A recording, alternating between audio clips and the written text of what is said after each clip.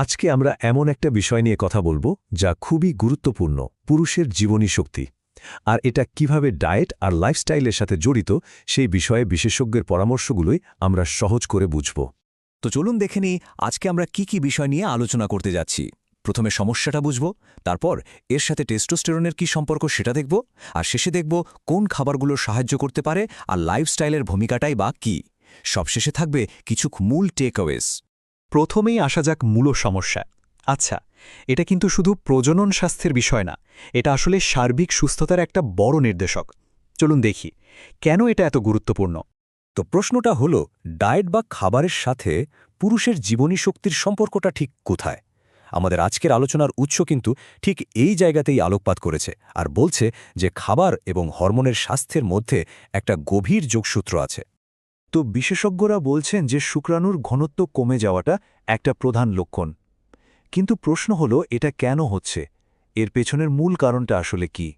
আর এখানেই বিষয়টা ইন্টারেস্টিং। উৎস বলছে এর মূল কারণটা প্রায় হরমোনাল, মানে টেস্টোস্টেরনের লেভেলে কোনো একটা গরমিল হচ্ছে। তো আমরা এখন শুধু একটা লক্ষণ দেখছি না, বরং এর গভীরে থাকা হরমোনাল কারণটার দিকে ফোকাস করছি।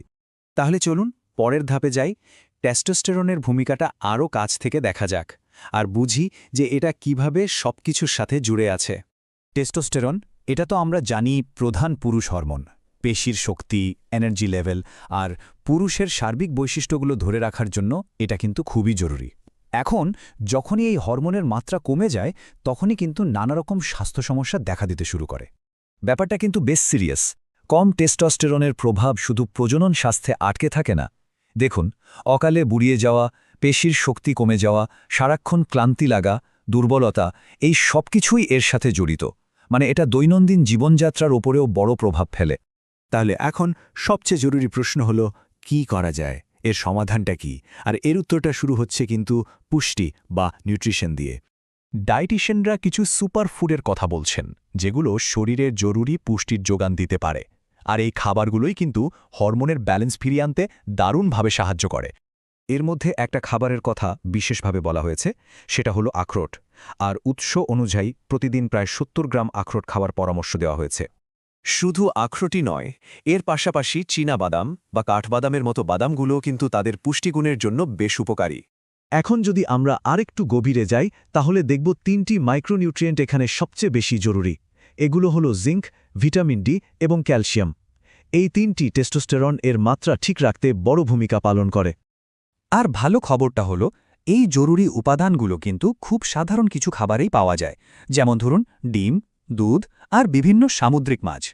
বিশেষ করে ডিমের কথা যদি বলি, উৎস বলছে প্রতিদিন ২ থেকে ৩টি ডিম খেলে এই পুষ্টি উপাদানগুলোর চাহিদা অনেকটাই পূরণ হয়ে যায়। এই তালিকা কিন্তু এখানেই শেষ না, আরও কিছু উপকারী খাবার আছে, যেমন লাইকোপেন সমৃদ্ধ খাবার, টমেটো, আনার, ক্যাপসিকাম। সাথে আছে মধু আর চিনি ছাড়া ডার্ক চকলেটও। কিন্তু একটা কথা মাথায় রাখতে হবে, শুধু ভালো খাবার খেলেই কিন্তু হবে না। পুষ্টি তো এই পুরো সমীকরণের একটা অংশ মাত্র। আসল ভিত্তিটা তৈরি করে দেয় আমাদের জীবনযাত্রার অভ্যাস। আসলে আমাদের শরীরের সব সিস্টেম, বিশেষ করে হরমোনগুলো ঠিকঠাক মতো কাজ করার জন্য একটা সঠিক লাইফস্টাইল থাকাটা অপরিহার্য। আর হরমোনাল স্বাস্থ্যের জন্য দুটো অভ্যাসের ওপর বারবার জোর দেওয়া হয়েছে। এই দুটো অভ্যাস কিন্তু খুবই সহজ, কিন্তু ভীষণ জরুরি। প্রথমটা হলো ঘুমকে গুরুত্ব দেওয়া, মানে প্রতি রাতে অন্তত ৬ থেকে ৮ ঘন্টা ভালো ঘুম। আর দ্বিতীয়টা হলো হাইড্রেটেড থাকা, মানে নিয়ম করে পানি পান করা, ধরুন প্রতি ঘন্টায় ১ গ্লাস।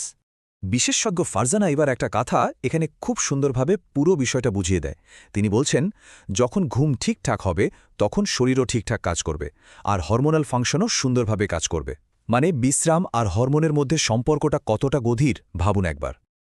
আচ্ছা, আমরা তো অনেক কিছু নিয়ে আলোচনা করলাম, তাহলে চলুন এবার সব গুরুত্বপূর্ণ বিষয়গুলোকে এক জায়গায় নিয়ে আসি।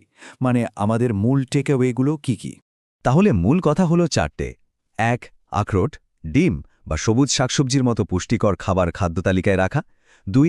জিঙ্ক, ভিটামিন ডি আর ক্যালসিয়াম যেন পর্যাপ্ত পরিমাণে পাওয়া যায় সেদিকে নজর দেওয়া। ৩.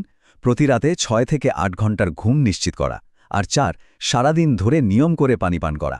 এই কটা জিনিসই কিন্তু সুস্থতার মূল চাবিকাঠি। তো শেষ করার আগে একটা প্রশ্ন রেখে যাই, একটু ভেবে দেখুন তো, বর্তমান জীবনযাত্রা কি দীর্ঘমেয়াদী স্বাস্থ্য লক্ষ্যগুলো অর্জনে সাহায্য করছে? উত্তরটা কিন্তু নিজের